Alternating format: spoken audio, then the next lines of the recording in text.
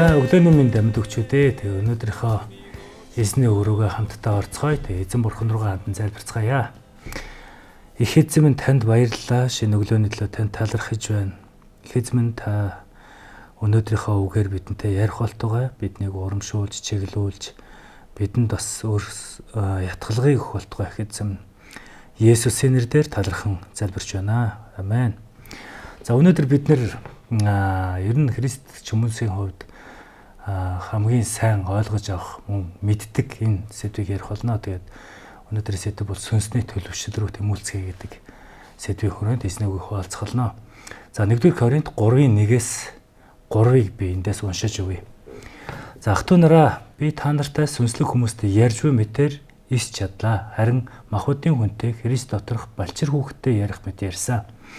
Би та нарт бор хоол бус сүг өгсөн гэхэд та нар чадваргүй байсных. Одоо ч гэсэн та нар чадваргүй байгаа нь махбодынхаа дагуу байсаар байгаа юм а. Та нарын дунд атаархал маргаан байгаа нь махбодынхоор буюу хүний жишиг дагуу байгаа биш үү гэсэн байна. За энэ дээр болохоор Коринт хотод тухайн үед худалдаа соёлын юм том хот байсан. Тэнд янз бүрийн шашин, философи, бас амьдралын хэв маяг нэм хутгалцсан юм хот байсан. Мөн чуулганууд, еврейчүүд, харь үндэстнүүд бас хоорондоо юм холилдсон тийм хот байсан. Тэгээ энд Паул энд болохоор юу гэж хэлсэн бэ гэхээр Христийн доторх эв нэгдэл, төлөвшил, сүнслэг өсөлт рүү үргэлж тэмүүлж байх талаар тухайн үед Коринт хотынд бичиж ятгцсан юм загтал байгаа. Тэгэхээр төлөвшилт бол Есүстэй адилхан болохыг ер нь хэлдэг. Мөн Есүсийг дагаж дуурайхыг болохоор сүнсний өсөлт бас төлөвшилт гэж бид нар бас ойлгодог байгаа. Сүнслэг өсөлтөнд бусдыг Христ адил хайрладаг, уучладаг, тэвчдэг, даруй болгодог байгаа. Тэгээ энийг өсөндөө төлөвшсөн хүн гэдэг бол бүхий л талаараа Христийн дарууг дуурайсан, мөн Бурхны үгийн дагуу алхдаг, үгийг судалдаг, уншдаг ийм өмнө хэлдэг. Тэр бид бүгдээрээ л Есүс Христээс авралыг авсан. Авралыг аваад зогсох нь зөвхөн эхлэл байгаад байгаа. Энэ зүгээр аврагдаад ингээд зогсох биш. Хэрвээ авралыг авсан бол цаашаа хүн сүнслэг төлөвчлөл рүү үргэлж тэмүүлж явах хэрэгтэй.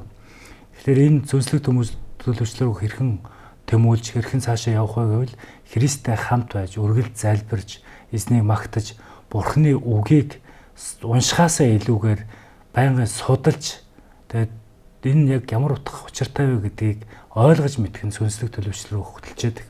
Тэгээ энэ дээр Паул юу гэсэн бэ гэхээр Коринтын чуулганы итгэгчид өсгийн оронд хүүхэд хэвээрээ байсан гэсэн. Өсөлтгүй байсан. Тиймээс Паул эдийг махбодын хүн гэж нэрлэж зэмсэн байгаа. Энэ нүгэнд бид нар ч гэсэн хамаатай. Тэгээ бид нар бол байнгын өсөж явах, төлөвшөлт хүрж явах хэрэгтэй хүний хувьд энэ хамаатай байгаа. Тэгээ Паул хэлэхдээ би та нартай сүнслэг хүмүүстэй ярьж ис чадлаа. Харин махбодын хүнтэй Христ дотор балчир хүүхэдтэй ярих мэт ярьсан гэсэн. Хүүхэд энэ дээр бол дийлэнхтэй итгэж бид нар хүүхдийн талаар жишээ авдаг. Библийн үг ч гэсэн энэ дээр хүүхдийн талаар бас жишээ авсан байгаа. Хүүхэд юу гэдэг вэ? Хүүхэд өөрөө бие дааж амьдрч чаддаггүй, юмаа хийж чаддаггүй, үргэлж бусдын тушиг тулгуурыг хайж яадаг. Сүнслэг хүүхэд ч гэсэн өөрийн итгэлийн амьдрал бие дааж чадахгүй учраас бусдаас хамааралтай жижиг зүйл ч гэсэн бүдрээд унчихгүй тулд бусдаас хамааралтай байх талаар нь гарч байгаа.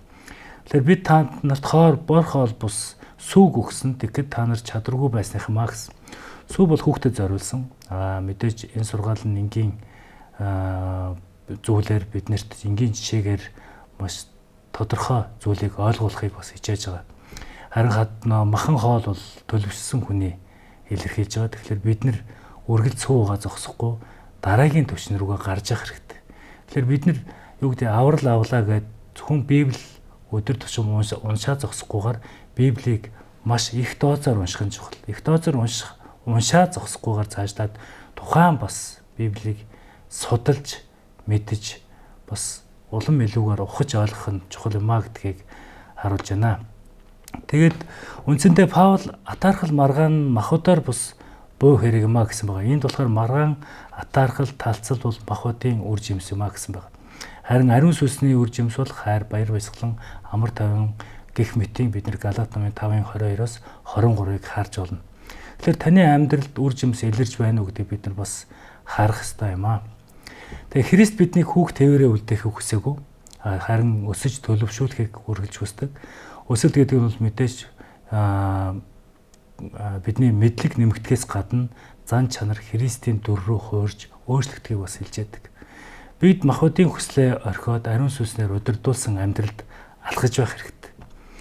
Тэр 1-р Коринт энэ 3:1-3 дугаар энэ ишлэл нь болохоор итгэгчдийн төлөвшлийн асуудлыг онцгойлон онцлон харуулсан байгаа. Паул Коринтын чуулганд махбодын байдал байгааг нь зэмлэж илүү сүнслэг төлөвшөлд итгэлд урагшлахыг уриалсан. Яг энтэй адилхан ч гэсэн бид нар өнөөдөр яг тухайн Паул Коринтынд уриалсан шиг бидэнд ч гэсэн хамаатай байгаа. Энэ өнөөдөр бид нар бас энэ зүйл дээр шалгаж бид нар хэр төлөвшлөлтөөр явж гэн хэр эзэнтэй хамт цагийг өнгөрөөж гэн гэдгийг бас өөртөө ухаж бас өөртөө бас чеклэх хэрэгтэй. Бурхан биднийг зэмлэхээр бус өсгөж төлөвшүүлэхээр дууддаг. Тэр бидний хүүхэд шиг байхаа болж төлөвсөн итгэгч болохыг хүсдэг баг. Тэгээ Еврей номын 6:1 дээр тиймээс Христийн тухай балчир ойлголтыг орхиж төлөвшөлт рүү тэмүүлцгээе гэсэн байна. Тэгээ итгэлийн ахын дүүсээ тэгээд үргэлж төлөвшил рүү тэмүүлж, үргэлж Бурхантай хамт байж, Бурханы үгийг зүгээр нэг уншаа зогсохгүй үргэлж ухаж, тэднийг ойлгож, судалж байх нь биднийг үргэлж төлөвшил рүү хөтлж яд юм аа. Тэгээд өнөөдрийнхээ цагийг дуусгаад эзэн Бурхан руу хандан залбирцгаая. Бидний хайртай их эзэн таньда баярлалаа. Өнөөдрийн үгийн төлөө танд талархаж байна. Их эзэн минь бид үнэхээр тантай хамт байж нэг газараа зогсохож үргэлж сүнслэг төлөвшил рүү шатаар ахад та бидэнтэй хамт байгаарай.